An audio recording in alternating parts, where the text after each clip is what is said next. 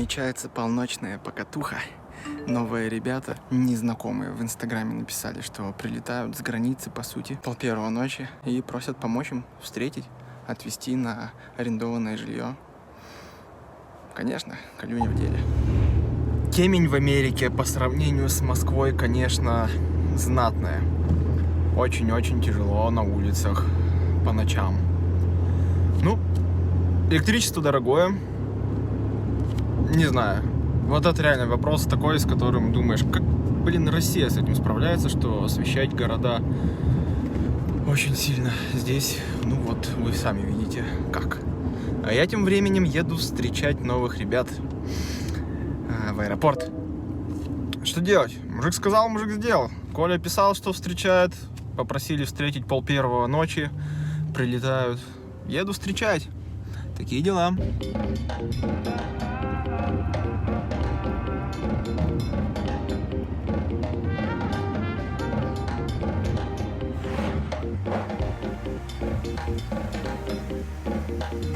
Первый раз в аэропорту, переживал немножко, как получится тут подъехать платно-бесплатно, будет ли, в отличие от России, но все нормально, встретил ребят, прилетели из Тексаса, буквально вот только-только перешли.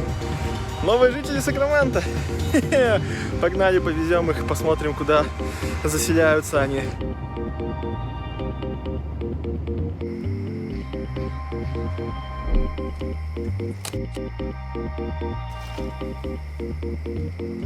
Ребята сняли что-то типа апартов в кондоминиуме. То есть, по сути, здесь одна спальня, одна ванная, одна маленькая гостиная и маленькая кухонька. И вот вы видите небольшая прихожая с сушилкой, со стиралкой, что, в принципе, нормально.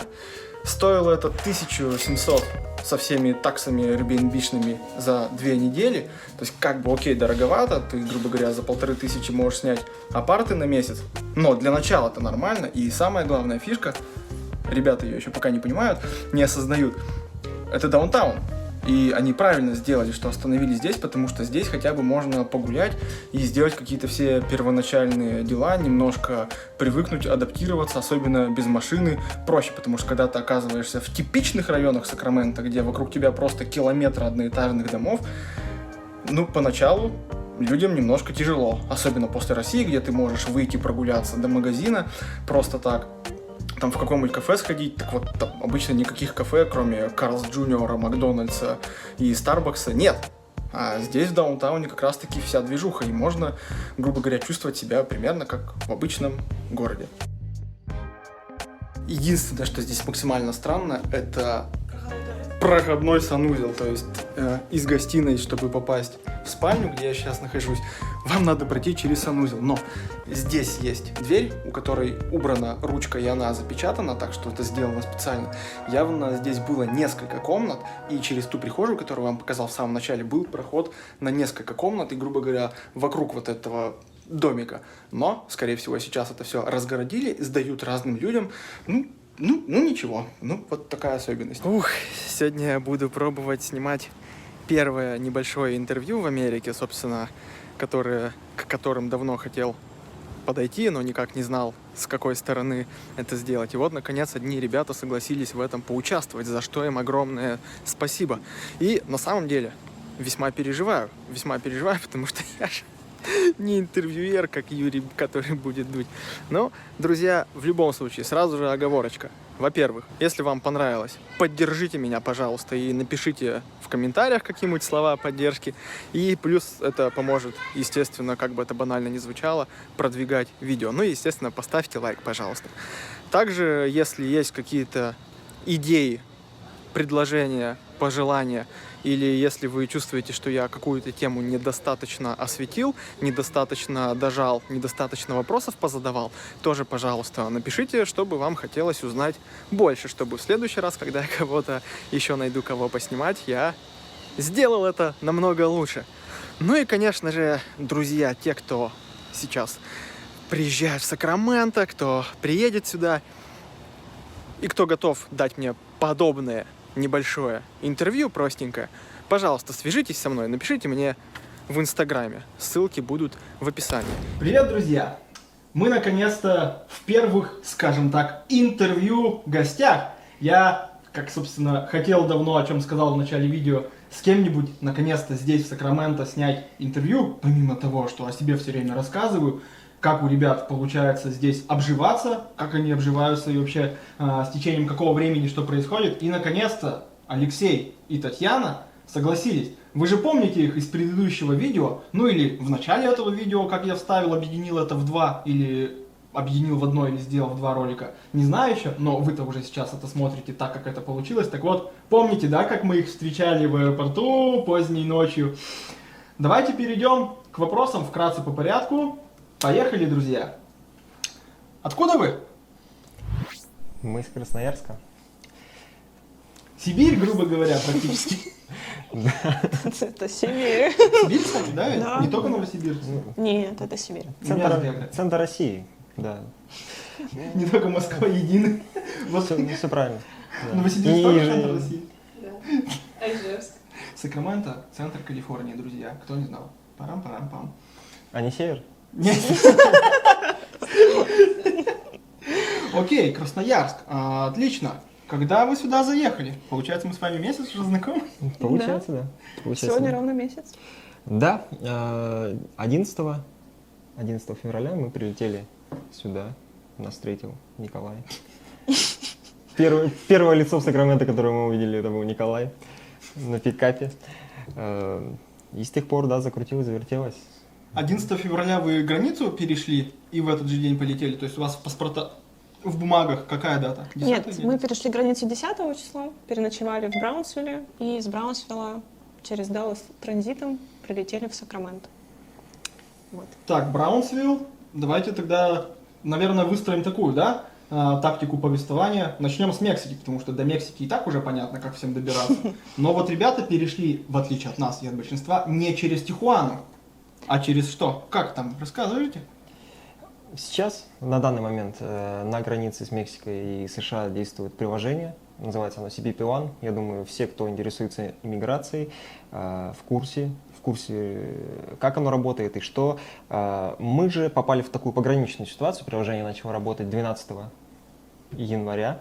И мы, будучи, находясь уже в это время в Матаморосе, это приграничный город с Мексикой, Мексика и США, нам пришлось подстраиваться под новые условия, которые сложились на границе, чтобы перейти, соответственно. Изначально мы планировали воспользоваться услугами фонда. Как бы, ну, я думаю, тоже всем известно то, что до Нового года, в 2022 году, по осени очень распространена была эта опция перехода, прошения убежища через фонды. Но с приходом CBP One правительство Соединенных Штатов приостановило работу с данными организациями, да, и мы, будучи уже, как бы, надеясь на более быстрый переход, да, через фонды, нам пришлось подстраиваться под текущие реалии. Под эту стремительно меняющуюся ситуацию, Да. при том, что ты уже находишься в Мексике, все начинает меняться, и ты такой, что происходит? Ну, надо действовать. Да. Ну, чтобы вы понимали, мы прилетели в Матаморос. Наслышаны мы были о том, что это один из самых опасных городов Мексики. И мы не планировали там надолго задержаться. Да. Мы даже сняли дом себе, мы снимали в6, у нас 3 семьи было. Мы сняли дом на 5 суток. То есть у нас настолько был оптимистичный план перейти границу так быстро, что он посыпался просто куда-то в другое. И пробыли вы там. Пробыли мы там месяц. Больше месяца. Даже больше. Да. Месяц и 2 или 3 дня, по-моему. 4 дня. То есть, Даже по сути, январь, ну, грубо говоря, да? Весь январь Да, и весь до январь, 10 февраля. до 10 февраля. Прилетели мы в Матаморос 6 января и перешли границу 10 Из-за чего февраля. задержка шла? Задержка была, потому что, когда мы прилетели 6 числа, мы рассчитывали, что мы перейдем через фонд, и в этот момент начинает тестово работать приложение. То есть 12 января запустили в работу приложение CBP One, и как бы нам сказали: ребят, все круто, не переживайте, мы перейдем и без него, то есть вы можете на него сильно не обращать внимания. И мы, в принципе, послушались наших, так скажем, проводников. И, собственно говоря, на этом немножко обожглись, потому что... Ситуация, да, была Да. абсолютно непонятна, и мы прекрасно понимаем то, что и сами фонды, и мы, и вообще все люди, да, которые обозревают ситуацию на границе, Они все, сами все не знали, переходили, да, как никто не будет. понимал, как и что будет дальше. Да. Потом уже, да, мы постепенно смирились с этими реалиями и начали регистрироваться, начали ловить дату. Всем привет тем, кто находится в Мексике, нас смотрит и тоже этим занимается. Мы знаем, что это такое, и мы 10 дней подряд Выбивали себе appointment. просыпались рано утром, Да. регистрировались и пытались в 8 утра по матаморскому времени поймать заветную дату При том, что немножко возьму перехода. уточнение, да. Приложение только начинало работать, и оно было абсолютно сырым, то есть очень много было в нем недочетов, ошибок, и мы как раз попали в такой жесткий период, когда его модернизировали, переделывали в нем какие-то штучки, и нам очень сильно в этом плане не везло, потому что исключительно из-за этих моментов, из-за вот этих ошибок при фотографировании своего лица мы очень долго пытались зарегистрироваться и очень долго ловили дату. Вот. По сути, тестирование приложения происходило на вот таких людях, Да. которые в Мексике в это время сидели и ждали уже свой долгожданный переход. Черт возьми, 1000 котов. 1000 котов. Ну, мы надеемся, что ситуация сейчас в Мексике лучше, хотя навряд ли лучше, потому что желающих Перейти все больше гораздо и больше да. однозначно, и это не только русские, да, все мы понимаем, что это и граждане других стран, которые тоже стремятся попасть в Соединенные Штаты, попросить убежище, как это сделали мы. Тут можем только пожелать терпения. У нас, конечно, прошло достаточно лайтово, то есть, да, было время, когда за 4-5 дней можно было дождаться своей очереди через мост или там через Вериту. Но зато, с другой стороны, тут вот бесплатно. У меня вот такой вопрос сейчас классный созрел. Вот вы когда там сидели, все это так стремительно менялось, было непонятно что. Было ощущение, что все-таки, все равно в любом случае будет все нормально, и раз уж это приложение CBP One, да, официальное, то что-то они все равно наладят, и вы точно пройдете? Или все-таки больше склонялись к тому, что, черт возьми, что происходит? Так, грубо говоря, в худшем случае, через какое-то время валим назад, потому что там денег больше нет или еще что-то. Вот куда чаша весов больше склонялась? Мы в любом случае были уверены, у нас не было отходного пути.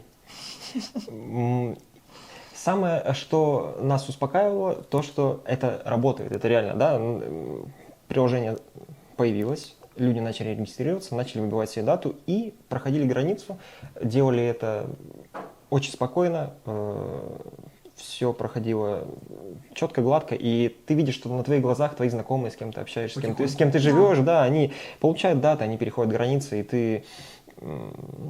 Просто ждем. Тебя это успокаивает, но, естественно, с каждым днем ловили мы даты, вот 10 дней подряд вставали там, в 4-5 утра, да, с 18 числа. Естественно... Не сразу, мы не с 12-го, мы с 18-го где-то начали. С 18-го, вот, с учетом, да, задержки из-за того, что мы, не, будучи клиентами фонда, не сразу включились в эту тему.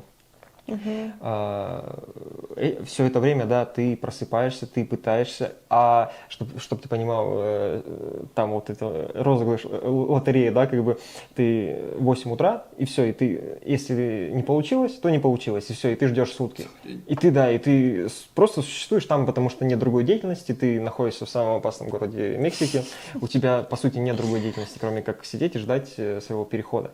В глобальном плане, естественно, выручала какая-то работа, какая-то деятельность вот, в онлайн, да, если кто-то этим занимается, вот, то без проблем. Поэтому, естественно, я к чему? Моральное давление было существенное, но успокаивало то, что это все работало, и была уверенность четкая, то, что настанет час, и мы... То есть видно было, что хоть и скрипя шестеренками, но система начинает вертеться и окей, подождем, но прорвемся тем не менее. Да, Все правильно? да. Вы поехали сюда, грубо говоря, за лучшей жизнью или уезжали от чего-то? Как ты думаешь? Я, честно, не знаю.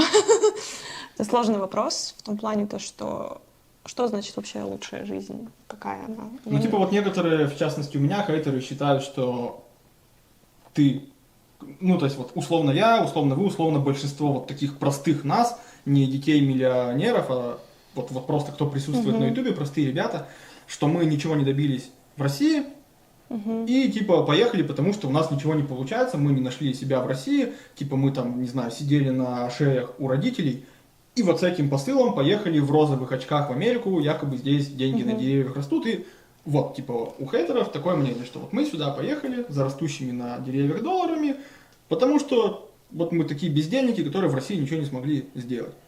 Ну, на самом деле нет. Мы ехали не от плохой и не от хорошей. Ну, в смысле, сейчас сформулирую правильно. На самом деле у нас была очень хорошая жизнь в России. У нас были хорошие работы, хороший доход. У нас была своя квартира, своя машина, свой быт, выстроенный годами. Было все прекрасно до определенного момента, когда тебе просто даже было страшно подойти к входной двери своей квартиры, когда в нее кто-то звонит, и открывать, потому что неизвестно вообще, кто это пришел, зачем, что ему от тебя нужно. Потому что риск был постоянный. И это психологическое давление, которое происходило, и просто вот оно настолько тебя морально раздавило, что ты был готов убежать куда угодно, но лишь бы не находиться в этой стране. То есть я могу подчеркнуть, что так же, как в нашем случае, что бежали отчасти вот из-за этих сложившихся событий, но не за лучшей жизнью, а ну как бы за тем, что понятно, что тут получится укрыться от этого, собственно, почему мы здесь. И... Да, и никаких розовых очков не было такого, что мы сейчас приедем, и нас тут встретят с распростертыми объятиями, нам дадут работу, жилье, машину. Нет, мы прекрасно знали, что мы едем никуда, у нас здесь нет никого. Да, то есть есть люди, которые едут, у них здесь есть друзья, родственники, там какие-то связи, знакомые. У нас не было вообще никого, то есть мы ехали просто в неизвестность. То есть мы выбрали город на карте такой, Сакраменто, почему нет?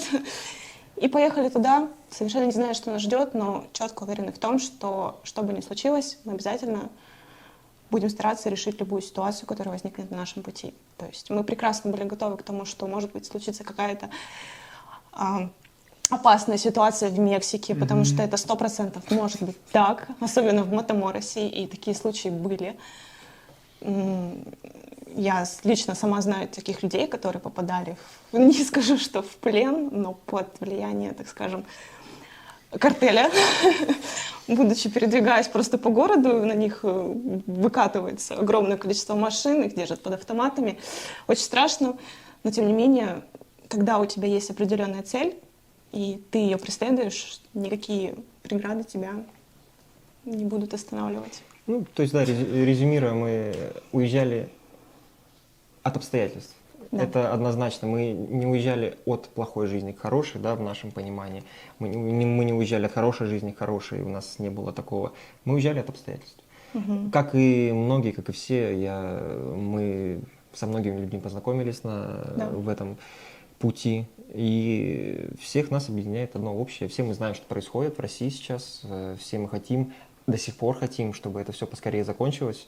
Но каждый, кто едет, да, он когда-то для себя просто понял то, что он не может больше находиться в России по определенным причинам. Это да, как бы в частностях это могут быть разные причины, но по факту причина одна, да, в глобальном плане. Поэтому. И вот мы сидим здесь, в середине марта практически.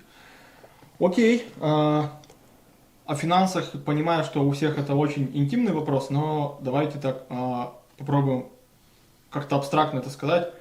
Потому что сейчас мы перейдем немного к быту, то есть как ребята здесь обустроились, как вы здесь обустроились, как что происходит, и чтобы лучше было зрителям понятно, вот где мы сейчас находимся, сейчас я покажу квартиру вкратце, там какая у вас машина, как чего, какой у вас бюджет в итоге был, ну хотя бы меньше 10, от 10 до 20 тысяч или больше 20, ну или просто там больше 10, например, вот примерно сколько, потому что у нас, я честно это всегда говорю и не стесняюсь этого, да, я выступаю в роли нищеброда, у меня было меньше 10 тысяч, примерно 8. Вот у вас сколько примерно? Когда мы приехали в Америку, ты говоришь об этом. У нас, когда мы пересекли границу, с учетом того, что мы добирались до Мексики транзитом через Киргизию, прожили определенное время там, жили в Мексике, больше, чем планировали, да, мы в Мексике в общей сложности пробыли почти 2 месяца, да. почти 2 месяца. Да. Вот с учетом этого у нас осталось на руках, когда мы перешли границу, в районе 20 тысяч, я, насколько помню, была сумма. Это с учетом того, что мы всю нашу жизнь, которая у нас была в России, в Красноярске, мы оставили. Там. Мы все продали абсолютно. Все, что у нас было. Мы приехали в аэропорт, и у нас вот было с собой 2 чемодана. Это вот в вся наша двух чемоданах, жизнь. да, вся наша жизнь. И в этом плане, да, мы, возможно, имели какое-то преимущество, имеем до сих пор в плане выстраивания быта и прочих моментов. Чуть-чуть как то, бы, что подушка безопасности Да. пока что да, еще есть. да. Но с учетом того, что ты все равно понимаешь, ну, в Америке быстро деньги уходят, да, и если ты не вольешься в поток, да, как можно раньше, Да ты... даже не то, что в поток, просто когда приезжаешь в Америку, нужно очень четко блюсти свой бюджет и понимать, куда ты будешь на что тратить.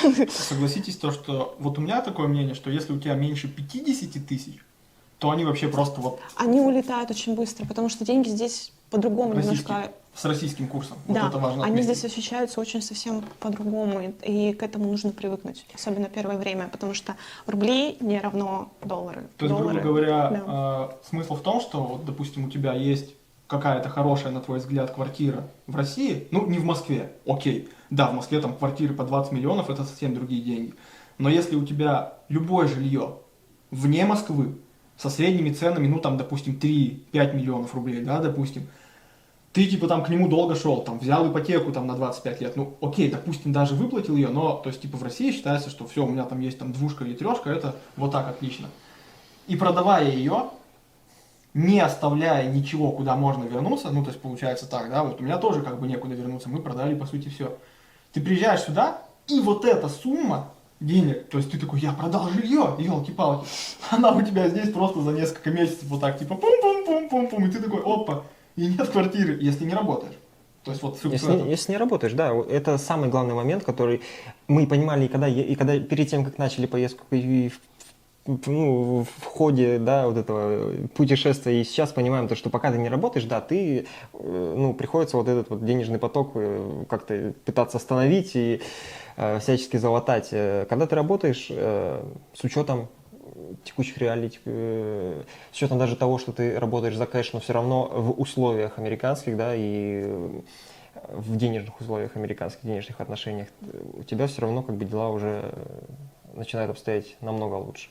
Но с учетом финансов, да, можно говорить, естественно, чем больше денег, тем лучше. И естественно, да, жалко, что жалко, что не родились богатыми. Да. Ну, нет, суть не в этом. Суть в том, что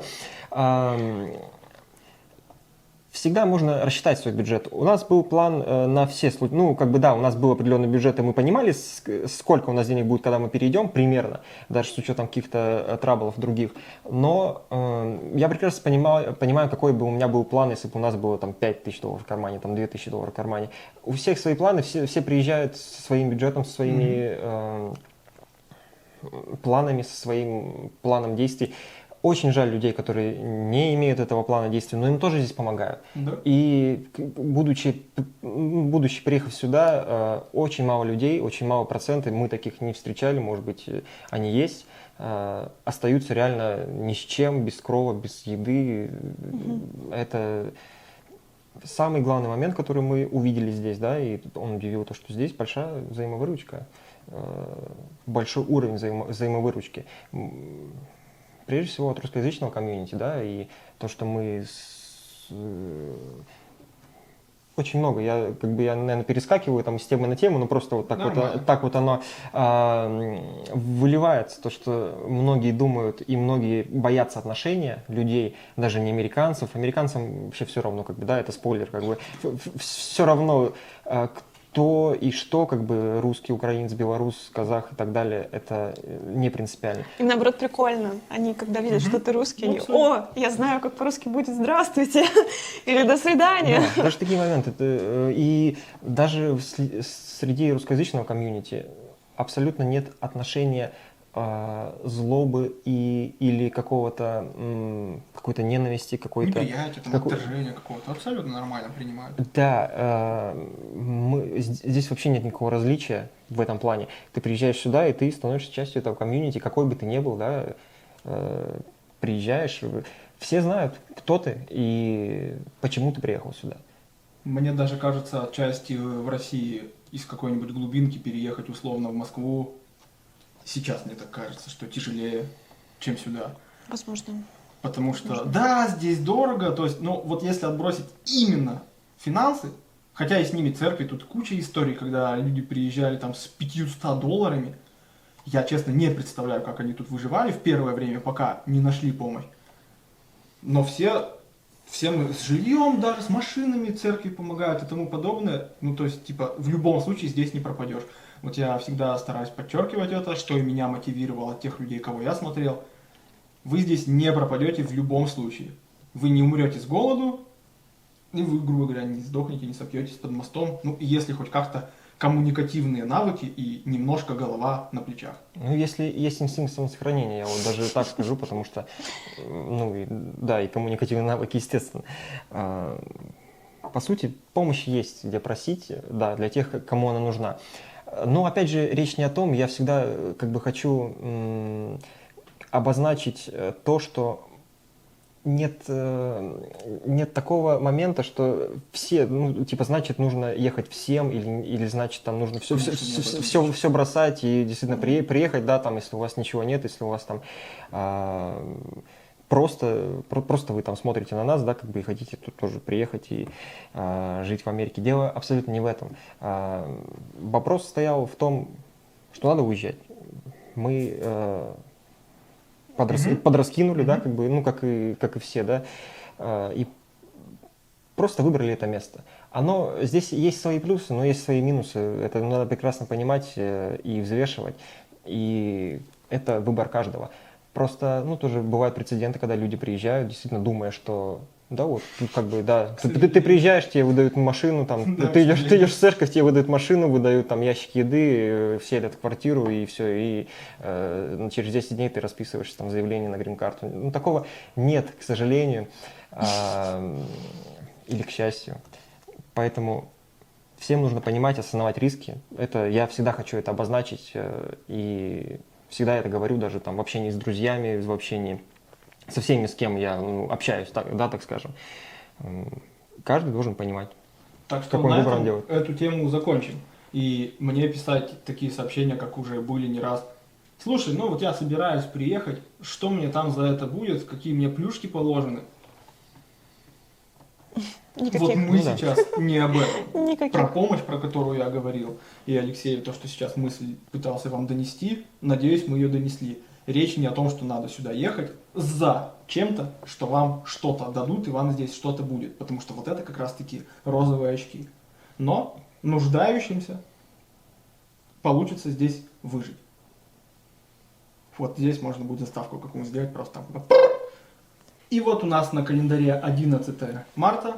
Мы все вместе сидим в Сакраменто, в жилье ребят, которые они арендовали. Давайте поговорим про это. Как у вас сложилась история с поиском жилья, с его арендой, какие здесь условия, что сколько стоит, как чего. Район можно не упоминать. То есть я не к тому, что где вы живете, можно все абстрактно, но с какими-то конкретными деталями, чтобы народ понимал, где мы сейчас сидим и сколько это стоит. Где мы сейчас сидим? Мы сидим сейчас в квартире. One bedroom, да, мы все понимаем вот эту систему, да, которая распространена, это одна комната плюс гостиная. По факту двушка по российским меркам. Мы ее искали примерно неделю, может быть, плюс-минус.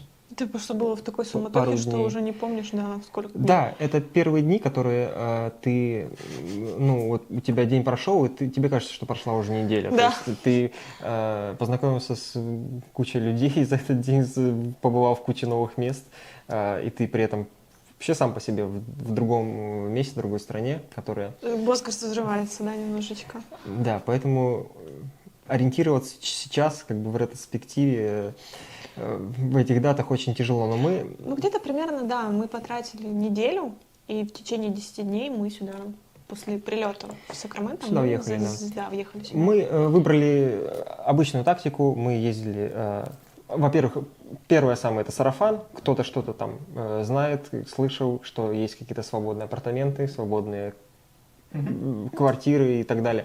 Мы... Можно я скажу? Изначально, прям еще начиная с России, когда мы планировали сюда прилететь, мы мониторили Zillow. Очень крутое приложение, ничего не имею против, но зачастую там очень тяжело снять жилье. Вновь прибывшим практически нереально, потому что сдают либо собственники, либо какие-нибудь агентства, которые требуют от тебя очень много всяких данных, очень много документов, кредит-скоры. Безопасности для них. Да, и Ну, с вероятностью 100% вы не сможете снять там жилье, поэтому если вы смотрите, лучше не смотрите. Ну, это абсолютно нормальная ситуация, но для меня было некоторым удивлением, потому что действительно здесь можно, в принципе, не через Zillow, да, не через интернет-ресурсы, а напрямую приезжать в апартамент, разговаривать с property management и... Это самое важное. Неважно, ну да, если да, если не такой большой, да, как бы барьер английского языка, то это и англоязычные менеджеры, это все готовы идти навстречу, и даже тем людям, которые, вот как мы, были там пару дней в Соединенных Штатах, без ничего, да, как бы с формами, которые выданы на границе, но нам шли навстречу, у нас были варианты, у нас было несколько вариантов, не было такого, что мы там кинулись на последний, на единственный, который был... Выбирали. Выбирали, можно так сказать. Можно сказать так, но я не скажу, что их прям было очень много, потому что на самом деле мы не прям много объездили мест, но самое важное — ездите. Вот прям звоните, это, конечно, круто, но лучше приезжать прямо на место, потому что... У вас здесь американский менеджер? Нам повезло, в тех апартаментах, где мы живем, русскоговорящие менеджеры работают. Да. Да. То есть мы как бы... Я, честно, уже не помню, как мы вышли конкретно на это комьюнити. То ли нам его кто-то подсказал, то ли там уж как-то мы нашли. Кто-то подсказал. Да, по-моему, кто-то подсказал. Вот. Потому что очень много было информации в те дни. Как бы мы даже путались немножко в тех местах, где мы были. Вот. Мы приехали сюда, да, то есть или мы сначала созвонились, не суть важно. То есть мы приехали на место, рассказали о своих планах, то, что нам нужна такая-то, такая-то квартира, такая, как бы, и нам сказали, что окей, все, как бы, заполняйте application, да, на сайте. То есть это как бы ваша проверка, которая нужна для того, чтобы узнать, насколько вы вообще подходите для съема данного жилья этому комьюнити. Все пытаются максимально себя обезопасить, потому что немножко так скажу, я не знаю, сколько это правда, нет. Но вроде как по законам Калифорнии, когда ты заселяешься в жилье, особенно если ты семья и у тебя есть дети, даже если ты не сможешь платить, тебя не имеют права выселить, да, как бы. Поэтому, нет, это вопрос о том, что при съеме жилья все очень пытаются сильно максимально себя обезопасить. То есть есть такой Ну, именно момент. со стороны менеджера. Да, со стороны арендодателя. Да, потому что там, ну, как бы всякие могут быть ситуации, то есть кто-то просит залог там, в сумме. Ну, там. обезопасить, да. Здесь идет именно финансовый план. Да. Ты, так как у тебя нет кредитной истории, вообще никакой истории, ты просто показываешь какую-то, ну, то, что у тебя есть возможность... доход, а так как дохода у тебя нет, у тебя есть просто определенное накопление. И то, что ты можешь внести депозит. Такие варианты. Какие условия у вас? То есть сколько стоит месячный платеж? За что у вас попросили денег? То есть был ли какой-то депозит? Или надо было показать деньги на американских счетах? У нас платеж составляет $1775 в месяц, да, за однушку. Это не включая коммуналку, не включая все счетчики, которые здесь есть. То есть еще плюсом идет 75 дополнительно, это за коммуналку, и туда ходит мусор, вода, по-моему, насколько я помню. И отдельные счета идет на газ и на электричество. Здесь вы самостоятельно регистрируетесь в компанию, чтобы вам приходили счета конкретно за вот эти вот показатели. Что вообще здесь очень много настроено на то, что ты сам за себя отвечаешь. Да. Так же, как и медстраховка. То есть из России говорят, что фигня это какая-то, как-то сложно. Отчасти после России, да, но в целом, опять же, у тебя есть выбор. То есть тут как бы тебя страна учит отвечать за все самому и делать выбор самому, за который потом ты будешь отвечать. Все правильно. Да, в плане оплаты такое, в плане условий заселения достаточно мягкие, да, относительно условий. мягкие условия относительно, возможно, других комьюнити. Это у нас был $1100 депозит. Да, и мы показали определенную сумму на то, что у нас есть сбережения. В принципе, этого хватило. То есть депозит даже за месяц ровный не взяли, 1100 депозит, Да, не да. 1700. Вау, Да. прикольно. Поэтому, да, то есть вышло оптимально. Плюс отличный район, это Citrus Heights. Нам очень нравится. Как американцы говорят. Да. Citrus Heights. Citrus Heights. Цитрусовые холмы. А Говорит Таня. деньги на счете на американском уже показывали? Нет, у нас не было американского счета, у нас был счет в киргизском банке, это вот другая история, да, но в долларах, соответственно. То есть вы без карточки Bank of America еще Да. успели, Да. получилось здесь все сделать? Все правильно. У нас не было с Полиной карточек иностранных банков, у нас были только российские, поэтому, чтобы нам заехать в жилье, нам пришлось ждать, пока появится Bank of America карточки, и закинуть на нее деньги. У ребят сработала киргизская карта. Это, кстати, тоже круто, потому что получается, что если бы они это жилье нашли, грубо говоря, там, допустим, на второй день, они бы смогли в него заехать. Им бы не пришлось ждать 10 дней, пока придет карточка на почту. Мгм. Так что, опять-таки, отличные условия.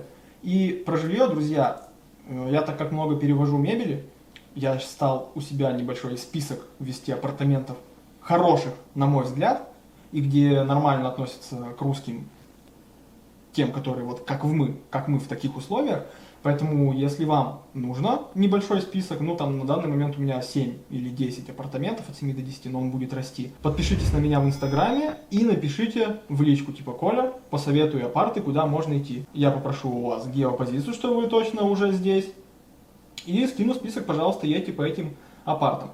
И тут же у меня второй вопрос, который мы не совсем досветили. Вот здесь у вас русский менеджер, но вы были в апартах, где американский менеджер, с которым у вас получилось на ломаном английском пообщаться, и в принципе все ок. То есть могли бы вы туда заселиться, что американский менеджер к вам отнесся нормально? Да, да, был такой момент. Конечно, это было несколько Ну, агентств, Ну, да, одно несколько точно комьюнити. было прям такое классное, то есть, и причем очень классные условия тоже предложили. Это буквально то, что недалеко где-то здесь. Мы пришли поинтересоваться наличием квартир, и нам сказали, что мы хотели двухбедрумную снять, нам сказали, что ее никак бы нет, но мы решили, ну давайте однобедрумную посмотрим.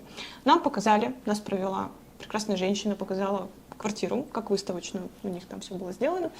Все, и потом, когда мы вернулись в аренда-офис, мы как бы объяснили то, что у нас нет документов, у нас вот есть формы, есть паспорта, да, там как бы у нас только сегодня, как раз это был такой день, когда нам только сегодня, мы с тобой завели счета в Bank of America. То есть у нас даже еще пластика не было, мы просто завели, как бы завели счета. Вот.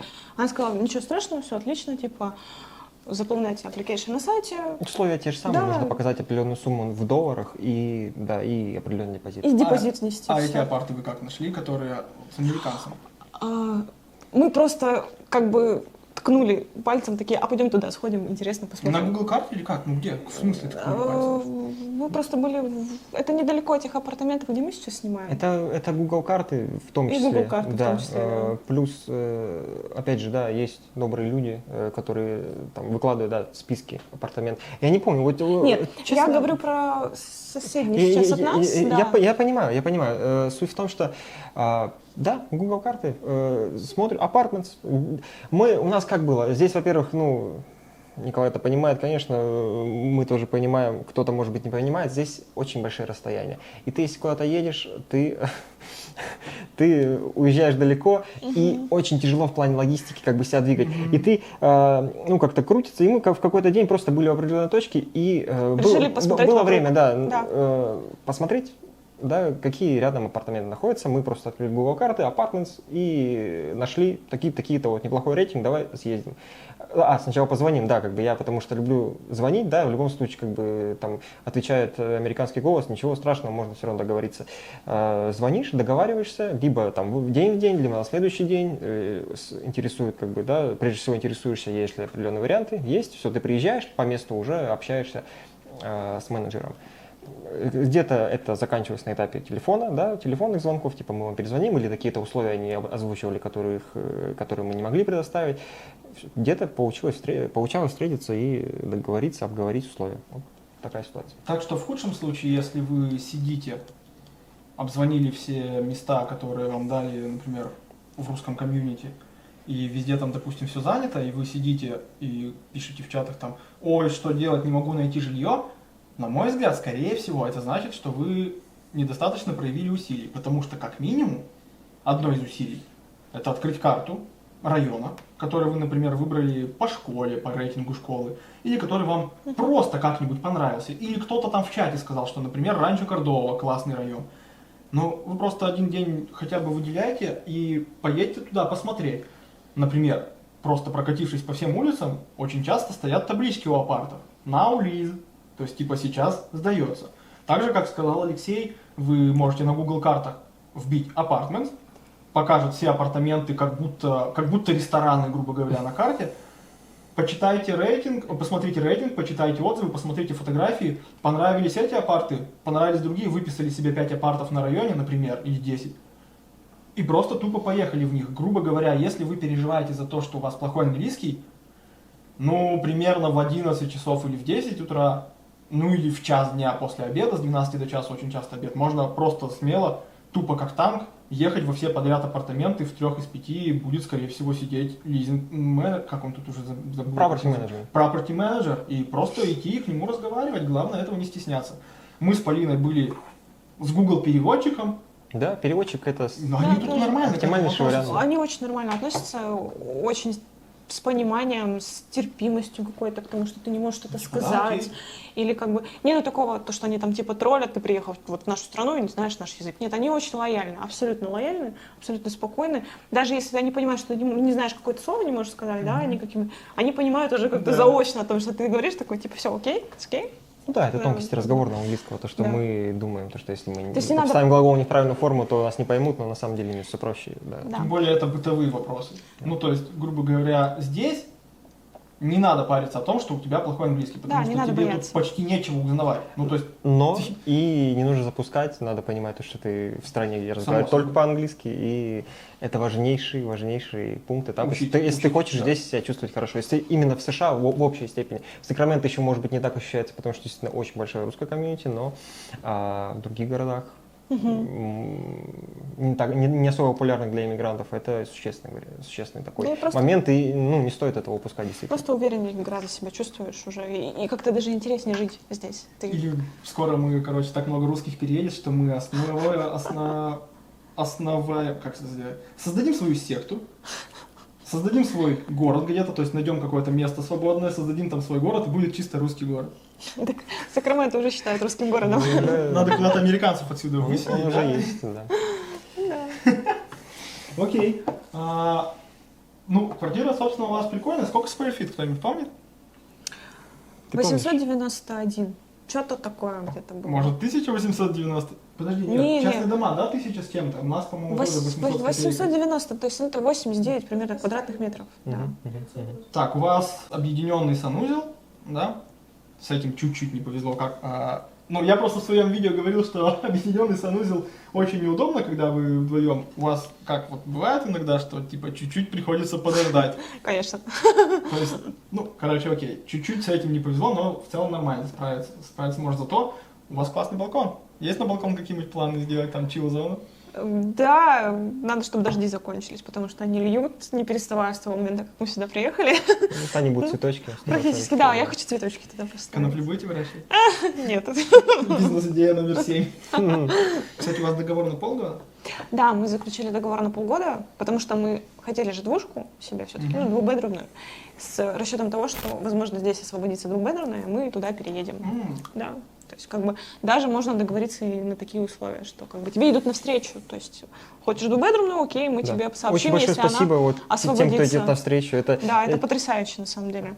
Аж Да. до слез иногда. То есть ты приезжаешь вообще в неизвестное тебе место, а тебе просто встречаются такие люди, которые готовы, там, я не знаю, тебе чуть ли не все отдать, вот все, что вот у них сейчас вот здесь в руках есть, вот хочешь, вот на, держи. Это настолько трогает. То есть ты как бы, ты в Да. России-то таких не встречаешь, Нет. а здесь просто вот, блин, это потрясающе. У меня нет слов до сих пор.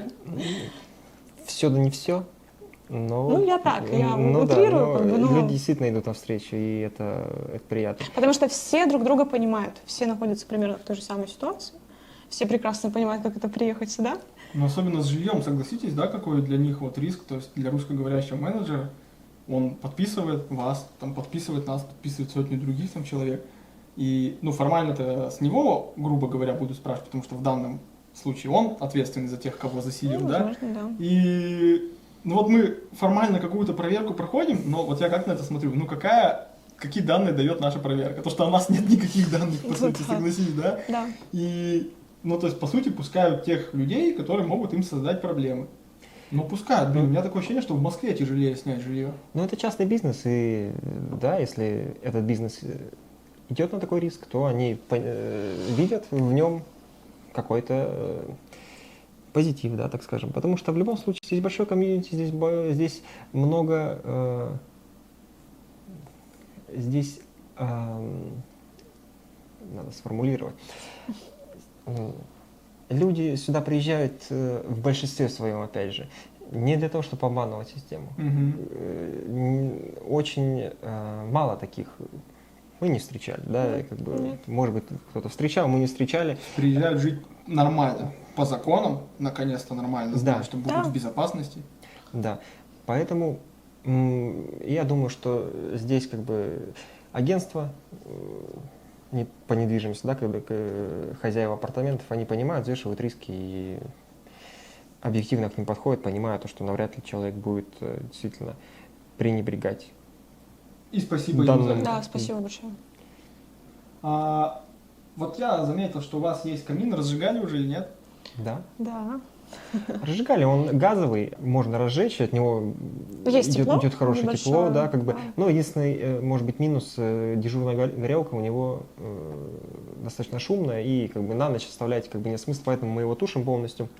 Так, на самом деле, он включается прямо с кнопки, то есть горит небольшой огонечек, нажимаешь выключатель, и загорается большое пламя, которое греет, освещает и так далее. Это прикольно. Для нас абсолютно необычно. Мы еще на этапе, когда смотрели квартиры, в каждой второй, там, каждый вообще чуть ли не первый, Да, есть камин. Мы такие, о, камин, о, и Сидеть. это с камином. А Да. тут как бы, да, это нормальная Тема. тема, интересно. Это создает определенный уют, и пусть он не постоянный, но все равно. Приятно знать, что он есть, и Всё можно правильно. его включить воскресным вечером.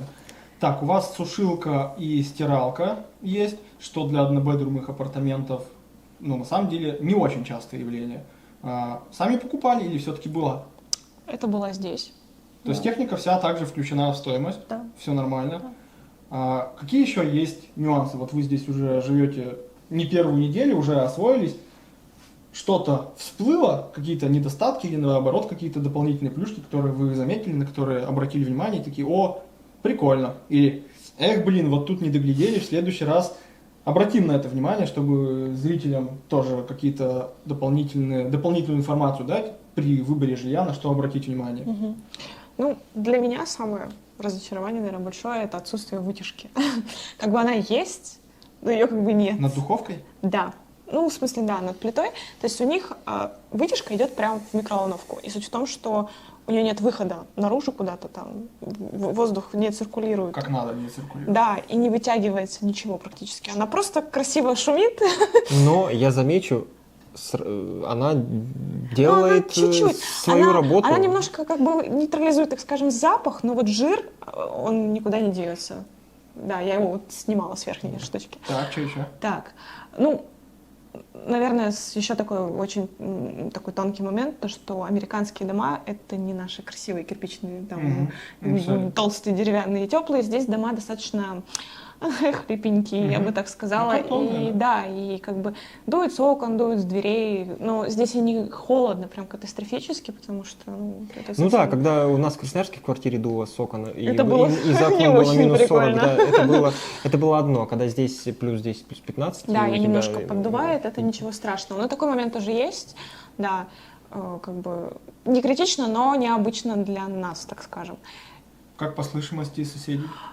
Мы живем на втором этаже, мы практически никого не слышим. Но он, вот как бы выход наш, где лестница, там слышно, когда кто-то заходит, кто-то уходит. То есть, ну, прям чтобы как-то так нас никто не беспокоит. Надеюсь, мы тоже никого не беспокоим. Ну, опять же, это не многоэтажный дом, как мы привыкли даже жить. Мы Да, живем тут в нету многоэтажном доме. Соответственно, ты делишь там одну стену или там один пол, потолок с с одними людьми здесь, да, как бы? Здесь, да. Да. Здесь, соответственно, тебя ничего не напрягает в плане каких-то... Ну, то есть вот тех Шумно. соседей не слышно вам? Тех не слышно вообще. Слышно немножко под нами, который находится, там маленький ребенок, он иногда кричит, и все. То есть, как бы я рассчитывала, что будет слышимость хорошая, несмотря на то, что дом достаточно хлипкий, слышимость очень. У меня вообще сложилось ощущение, что здесь народ себя воспитаннее ведет. Не включают очень громко телек, не включают Да, очень есть громко такое. музыку, ночью не бузят. То есть если это и бывает, ну вот у нас там пару раз было, и то это продолжается недолго, ну то есть там то есть какая-то локальная штука. Например, мы в Севастополе, когда жили, мы прям вешались, у нас там соседи несколько раз на неделю очень громко какую-нибудь там вакханалию устраивали, и мы такие, да ешкин кот, надо вызывать ментов. А здесь изредка, такой на 5-10 минут лично я не могу уснуть, там типа так, но сделать уже телек потише, так, время уже 10. И бас там через 10 минут, все, типа ложаться спать. Ну, то есть, короче, в России я даже в кирпичных домах чаще слышал, что где-то какая-то громкая активность почему-то производится, чем здесь. Как будто здесь так все аккуратненько стараются. Как повезет? Как повезет? Не, нам повезло, у нас повезло. вот тихие соседи, никого не слышно, не видно, поэтому все классно. Так, что еще по особенностям? Что еще по особенностям? Ну, в целом, ничего такого сверх нету. Большой, хороший, удобный холодильник, огромная микроволновка, огромная духовка, огромная плита, 2 раковины, в одной есть измельчитель. Ну, как бы он больше там декоративный, я бы сказала, он сильно ничего такого не измельчает. Нас даже попросили... Ну, не наши бонкрашеры, да, которые Да, нас даже- перемалывают куриные кости. Здесь не такая система, здесь просто, чтобы не засорялось, Да, и да. чтобы не Вот. причищать. Очень круто, что есть машинка и сушилка. То есть, ну, у нас такого в России, ну, оно продается, но оно очень дорогое. И как бы для меня это было очень большим открытием. Роскошь какая-то, да, это нам в России кажется? Да, еще из Мексики. То есть мы когда были в Мексике, ходили в лаундри, стирались, сушились, это прям потрясно. Ну, то есть ты закинул, постирал, закинул, посушил, готово. Как будто, ну, реально тут утюг вообще терять смысл. Ну да, в целом, да. Вот. Утюг и вот эти сушилки развешивать там после стирки белья, здесь такого нет. А тараканов какой-нибудь живности нет? Нет, здесь вообще я ничего такого не замечала. Никаких жучков, паучков, даже вот насекомых нету. никаких. Ну, ждем лето. Ну да, ждем лето. А единственный минус для меня лично — это лейка в душевой, точнее ее отсутствие. Там просто штучка, которая торчит из стены, Ну, и она поливает. Вот это вот, про которую ты говорил Да. в своем обзоре своей квартире. Обратите внимание, бывают, как Да, у нас. да. Да, ну, ко всему привыкаешь, на самом Это деле. обычно американская ситуация. Мы здесь зато все хорошо с напором воды. Здесь Да, нам повезло. не нужно переживать, что там до тебя не добьет струя и так далее. Там Что было в Мексике. все, ну, в Мексике, ладно. Поэтому, Интернет провели? Да. Какой почем? Мы брали Xfinity. извините, я так понимаю, это вообще один из, ну, Тоже чуть ли $50. не единственный провайдер, да, это он нам обошелся, да, со всеми плюшками 65. 60, Пять. 60, Угу. Так 65 или 60? может быть 60, может быть 65, ну, Ну, плюс минус $5 я Да, тоже это уже не тоже. помню. видишь, да. тут уже не Но упомнишь. прикол в том, что если у тебя есть телевизор, тебе дается бесплатная коробка приставка. ТВ, да, и там есть все подписки, Netflix, там еще что-то. И... Ну да, приложение. Да, Идет Wi-Fi роутер также. Немного интересная система, я не знаю, рассказывал ты или нет, не помню своих роликов, то, что ты там приходишь в офис, и тебе сразу же в пакете дают Wi-Fi роутер, с которым ты уходишь домой, и сам его Просто самостоятельно... подключаешь, и там в приложении настраиваешь. Да, Да? да, ну немного необычная система, плюс, причем момент такой, то, что мы ничего не оплатили в офисе, мы просто подключили карту, ну, вернее счет. Да, и все, и он нам отдал такой, Да, и мы он пошли, отдал, и прикольно, просто Он- бесплатно, У нас типа. просто в тот момент еще были они пустые, эти карточки Банка Америки, которые мы подключили, мы как бы поэтому немного... Да, была такая ситуация, недопонимание, я думал, как бы, мало ли что вдруг потом, ну нет, все нормально, мы подключили интернет, да, как бы, и даже ничего не списалось пока. Доверие. Все на доверии, все на доверии. Так, окей. А что за время первой адаптации, скажем так, вы успели сделать? Самое, наверное, крутое мы сдали на права. Да, мы ждем уже пластик. Пластик. Пластик. С первого раза? Да. Ну, И ты, и Алексей? Да. Тесты я сдала со второго раза. Там, ну, просто я как бы немножко попала в такую интересную ситуацию, чуть-чуть расскажу. То есть ты приходишь в DMV здесь, в местную организацию, которая занимается Department of Motor Vehicle. приемом экзаменов и регистрации автотранспорта.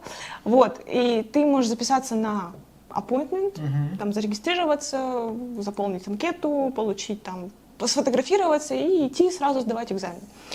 Вот. Есть очень классный лайфхак, почему-то его мало кто знает, и я узнала об этом от хороших людей, которые сидели рядышком. Можно сдать экзамен, если ты не сдаешь теоретически, да, как бы через 2 минуты. То есть ты подождал 2 минуты, пошел и пересдаешь еще раз. Я не знала я просто же этого. видос-то еще не сделал.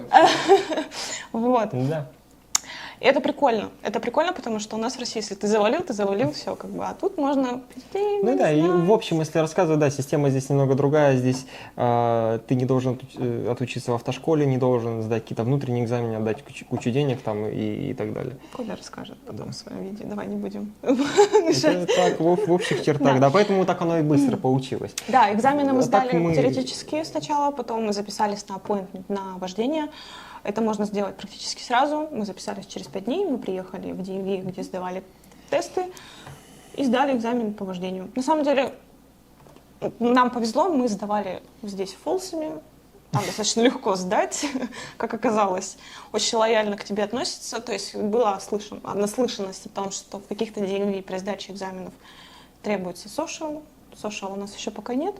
И нас спросили об этом, мы сказали, что у нас его нет, и они сказали, окей, все, иди сдавай. Да, вообще никаких проблем, мы ни с чем не столкнулись, ни с каким барьером. Сдавал сначала Леша, потом сдала я. Он мне рассказал ништячки, какие нужно там соблюдать, когда едешь, сдаешь, и все, и вообще все идеально. То есть, как бы... Книжку читали или просто пошли на обум? Я взяла книжку в первый день, когда мы были там. А первый день случился, когда мы регистрировали машину нашу. Вот. И я мы ее ее... открыли потом, когда уже только теорию пришли сдавать. Ну нет, я ее почитала немножко сразу. И, кстати, да, очень важно ее прочитать прям от корки до корки, потому что там есть вопросы из ознакомительной части, типа вот. Да. Да, это очень... Я просто, ну, Не как бы... введение, то есть это уже как бы... Да, это то, уже что как будет бы на экзамене. теория, которая может выстрелить на экзамене. У меня, кстати, были такие вопросы. Вот. Ну, можно сдавать экзамен на русском, там вопрос перевода, да, играет роль, но все реально, все достаточно легко. Мы с Таней, у нас есть российские права, Да. поэтому что в понимании правил дорожного движения здесь, что в вождении у нас В целом-то оно одинаково. проблем Ну, в целом не было одинаково, больших. есть да. определенные нюансы. различия, да, и к ним просто нужно привыкнуть. Их просто нужно принять, к ним привыкнуть, и все, никаких проблем вообще нет. Да, я с этим согласен. Что еще? Ходили ли к кайсам, что по сошалу, что Да, по по- страховкам, по карточкам, по кредиткам? По другим документам, да, самое главное, мы подались на медикал, медицинскую страховку. Здесь проходит определенное время, прежде чем ты сначала подаешься, потом проходишь интервью. У нас еще интервью не прошло, оно будет на следующей неделе. Подались, короче, только. Да. Ага. Да. А во всем остальном Завели банковские карточки, завели кредитные карточки, вот эти security, secure cards. secure да. card, да. Что мы еще сделали? Сдали на права, сняли квартиру. Но по документам пока Да. больше... Подали форму на получение разрешения на работу, Send Work Authorization. Да, есть такая возможность, Да. когда переходишь через SPP1. Дистанционно Быстрее. уведомили судебную систему АЙСов о том, что мы сменили адрес с адреса поручителя, то есть направили соответствующие бумаги. В этом плане, да, все сейчас вот, продолжение легализационных этих мероприятий. Прежде всего, форма 589. А на разрешение на работу как подали без нее? Сейчас есть такая возможность. Но для тех, кто по себе пиван Да, перешел. я вот как Да. раз таки это и говорю. А у вас, кстати, 94-я как, в порядке? Есть? Да, Есть? да, все Да, отлично. мы ее сразу скачали, и она И паспорта она на не руках. забрали, уточню. Нет, нет, А все то- с вами. CP1, да, это самый лояльный Не совсем. На способ. днях перевозил чувака, перехода 2 дня сидели в практически. бордере и О, забрали вау. паспорта CBP1. Я такой... А в «Чё каком такое?» городе? А в Тихуане. Ну вот, такое может быть в Тихуане. Срань, вообще. В Матаморосе Матаморос Браунсу самый адекватный переход. Ну, На тот насколько мы момент- наслышаны, Да, да. на тот момент, когда мы переходили, мы очень много читали всяких чатов, потому что люди начали активно переходить И по здесь границе. тоже. И когда вот ты выбиваешь дату, там уже иногда доходит до такого, что хотя бы хоть в каком-то городе, пожалуйста. И там люди выбивали в разных вообще городах. Ларедо, там Эль-Пасо. Будучи что-то такое. находясь, допустим, в том же Матаморосе, они летели, ехали туда, да, и переходили границы там. Лишь бы. Да, И там ты выходишь не в Техас, а в Аризону или что-то такое. да, и везде там- разные условия, абсолютно. Я не знаю, как это вообще происходит, ну, то есть, почему так, но это так. То есть, в каждом городе по-разному абсолютно проходишь границу.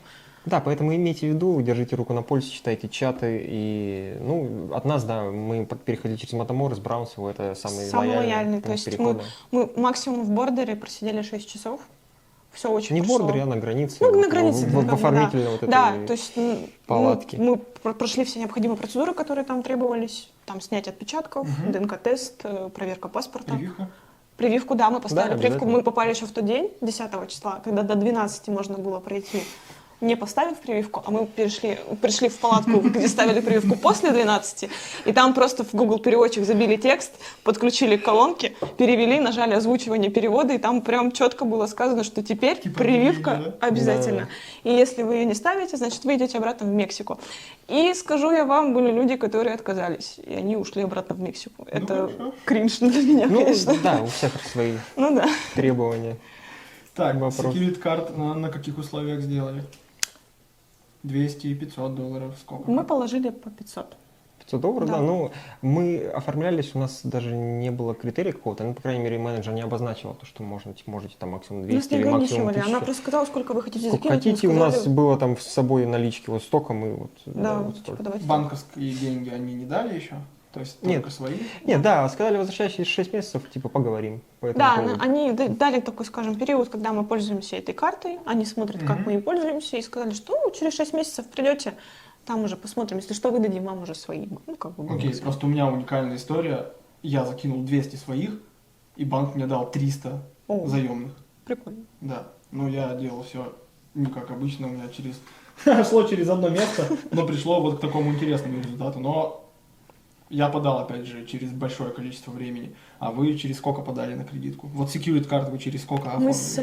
Мы сразу То же есть в первые пришли. дни? Да, и еще прикол в том, что мы пришли к англоговорящим. А, так я же вам искал, когда вас перевозили, что идите прям карты делать скорее. Да, ну, по сути, мы так и собирались. Ну и где-то вы еще, по-моему, ну, в смысле, я тоже подтолкнул. Да, Я помню, что да, я вам говорил, да. идите карты делать Да. скорее. Мы хотели очень сильно попасть к русскому сотруднику, потому что так проще, да. Но на самом деле, Русскоговорящему. да, русскоговорящему.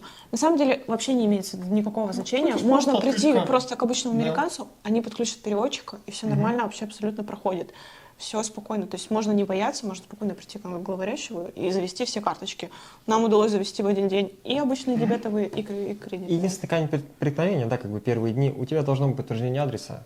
Вот это самое главное. Без подтверждения адреса сейчас, по крайней мере, Не дают. мы с этим столкнулись, да, не дают. У нас было подтверждение адреса, это регистрация автомобиля. Да. Мы уже приобрели на тут тот момент тоже такой автомобиль. очень тонкий момент. При регистрации автомобиля тоже нужно подтверждение адреса, но Нет, не нужно подтверждение. Не нужно. Просто нужен нужен- адрес, который ты да, укажешь. Ну, когда мы регистрировали, просто нужен был адрес, мы его указали, Да. и это сошло за доказательство того, что у Ну, нас бумага, да, есть, о регистрации. да. Ну, Всё. такой немного лайфхак, да, потому Да. что все в первый день там практически Пытаются снять едут, жилье. в первый день пытаются купить автомобиль, потому что без автомобиля никуда. Да. Вот, да, и как бы и такой лайфхак, да, если ты покупаешь автомобиль, ты его регистрируешь сразу же и получаешь подтверждение адреса, по сути. И это с этой очень бумажкой ты важный момент. можешь Это очень везде важный ходить момент. и показывать, что вот у меня есть А как адрес. без договора аренды вы машину зарегистрировали? Просто у нас... Не нужно. У нас... А я что-то даже не помню, по-моему, у нас договора тогда тоже не было. Или был, Поль? Я что-то не помню. Нет. Так вы машину... Мы купили на второй день. Мы зарегистрировали на третий день пребывания. Тут вы еще здесь. не были. А какой адрес указали? Временный адрес? Там, где снимали на Airbnb? Да, да. В DMV указали его. Они не попросили договор. Нет, они не просили, они сказали, что когда извините, просто поменяйте Ага. здесь и все. И все. А в банке вот это из DMV штучка, что машина зарегистрирована Она? там, подошло для Да. security и для дебетовой. Да. О, супер, ребят. Вот, записывайте на бумажку. Да. Так, что по работам у вас? Кем были в России? Какие планы на сейчас? И что за это время по работам? Получилось ли, как ты говорил недавно, войти в поток или еще нет? Как чего? Начнем с Алексея, потом к Татьяне. Я в России работал в сфере нефти и газа, работал в нефтяной компании, поэтому сейчас, не имея, да, прикладных каких-то навыков, сразу влиться в какой-то поток тяжело, да, как бы приходится искать варианты, где не требуется специальных квалифицированных каких-то навыков. Такие варианты есть, но мы вот первый месяц, по сути, посвятили тому, что жилье, машина, квартира, документы, бумажки, это очень... Что касается адаптации, да, чтобы это... потом было проще. Все правильно, да, это очень большой пласт работы, плюс как бы тебе нужно немного там, глаза сделать поменьше, потому что они очень большие, там первое время ты здесь находишься. Поэтому, да, мы на это время взяли и планирую, да, первое время, естественно, работа за кэш, это ни для кого не секрет. В дальнейшем, естественно, хотелось бы получить здесь какое-то образование, хотя бы на уровне какой-то, да, либо профподготовки, либо колледж. Интересует вообще сфера IT, да, почему бы нет, мы живем в Калифорнии, Силиконовая долина, все дела, это было бы прикольно в этом плане развиваться,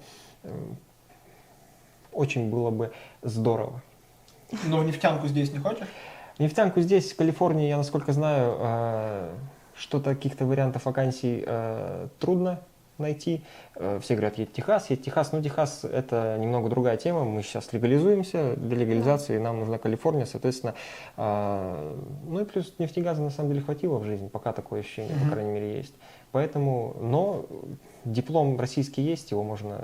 Evaluation и так далее, да, и все может быть в дальнейшем. Ну а сейчас survival job, грубо говоря, работа на выживание, чтобы как-то выживать. Да, ну и плюс как бы не хотелось бы забрасывать свои какие-то увлечения. Я в России занимался музыкой, хоть и не профессионально, но да, определенные есть навыки, увлечения. Хотелось бы в этом плане тоже продолжать какую-то, возможно, музыкальную движуху здесь влиться.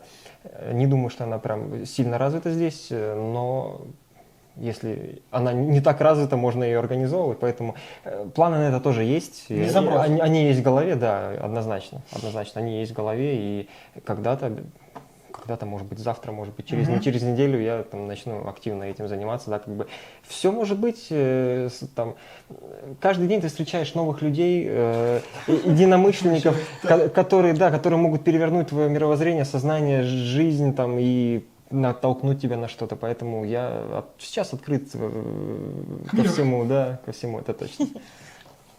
Татьяна. Я в России работала фитнес-тренером, да, но где-то недалеко до того, как переехать сюда, я немножко переквалифицировалась, точнее, я планировала эту переквалификацию, мне она больше нравится, работать массажистом, вот. И вдобавок отучилась на очень крутую китайско-японскую технику, которая называется Юмейха, если точнее Юмейха Кацибан. Расшифровывается это как работа с центром тела, а центр тела — это анастаз, то есть идет корректировка центра тела, происходит как с суставами, так и с мышцами, то есть это такая а-ля терапия или массаж. То есть, это не совсем лечебное, да, это больше какое-то оздоровительное, больше для улучшения самочувствия, для снятия болевых синдромов. Где-то пишут то, что это и как послеродовое восстановление, и как дородовая реабилитация, так скажем, подготовка. Вот. Очень крутая тема, на самом деле, очень классно работает, если ее правильно сделать. Вот. И я кайфую сама от того, что я ее делаю. И мне очень нравится то, как люди откликаются на эту работу. В том плане, что они попробовали на себе и такие сказали: вау, как это круто. На самом деле это реально работает практически с первого сеанса. Я живой свидетель, да. Я, естественно, как бы был и подопытным в свое время, Кроличек мой. И сейчас, да, вижу глаза людей, которые, проходят через эту процедуру. То есть сейчас здесь ты будешь это развивать? Да, я бы очень хотела работать в этом направлении, я бы очень хотела работать также в направлении обычного классического массажа, но с этим я хочу отдельно тоже разобраться, потому что здесь требуются определенные, не то чтобы навыки, просто бумажки, документы. Это тоже очень важно, это мой следующий шаг. Я очень хочу также повысить свою квалификацию, отучиться, получить лицензию массажиста здесь, в рамках Калифорнии.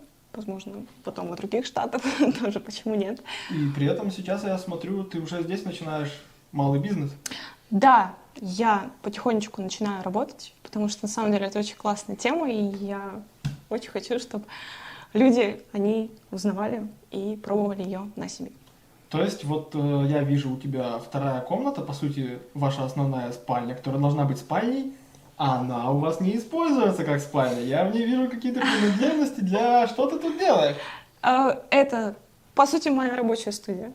Мы организовали это так, чтобы я могла с комфортом принимать здесь клиентов, работать с ними, делать им массаж, делать им их терапию. И, собственно говоря, вот мы, по сути, эту комнату выделили таким образом. Почему мы и хотели двухбедрумную квартиру? Потому что хотели отдельно комнату для того, чтобы организовать вот это все. Но ничего, в однобедрумной тоже удалось это все сделать. Вполне себе неплохо. По сути, история прям как у нас. У нас вторая комната Да. для Полиночки, у вас вторая комната для Татьяночки. Для Татьяночки. Так Всё что, правильно. друзья, кому надо сделать такую процедуру, сделать массаж, вы знаете, к кому обращаться. Пишите мне в Инстаграме, либо, возможно, я аккаунт Инстаграм, аккаунт Татьяны, ссылки на нее и как с ней связаться оставлю в описании под этим видео, так что либо смотрите, если там нет, то пишите мне. Ты можешь просто взять и изменить свою жизнь в любой момент. Ты можешь просто перестать общаться с токсичными людьми, перестать поздно ложиться спать, начать правильно питаться, качать пресс, читать книги каждый день. Просто взять и перестать следить за незнакомыми людьми в интернете. Начать изучать новый язык, перестать жить в прошлом. Это было бы просто невероятно. Как же жаль, что часто на все это нам просто не хватает смелости и честности перед самим собой.